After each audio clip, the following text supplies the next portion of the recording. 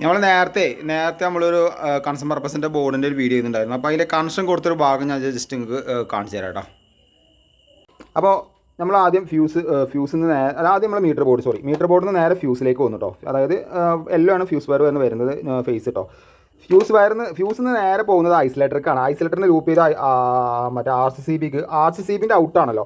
R C C ബിൻ്റെ out എടുത്തിട്ട് നേരെ എന്ത് ചെയ്തു എം സി ബിയിലേക്ക് കൊടുത്തു. എം സി ബിയിലേക്ക് പറഞ്ഞാൽ ഒരു 10ൻ്റെയും 16ൻ്റെ എം സി ബി ആണ്. 10ൻ്റെ വന്നിട്ട് മോട്ടറിനും 16ൻ്റെ വന്നിട്ട് പ്ലഗിനാണ്. കാരണം ഒരുപാട് ആൾക്കാർ ഉപയോഗിക്കുമ്പോൾ ഒരുപാട് വർക്ക് അവസാന നിമിഷത്തിൽ കുറേ എല്ലാ വർക്കേഴ്സും ഉണ്ടാവും. അപ്പോൾ ഇത് ട്രിപ്പ് ആയിരിക്കാൻ വേണ്ടിയിട്ടാണ് 16 കൊടുക്കുന്നത്. ട്രിപ്പ് പറഞ്ഞു കഴിഞ്ഞാൽ ഷോർട്ടേജ് ആയ ട്രിപ്പാവും.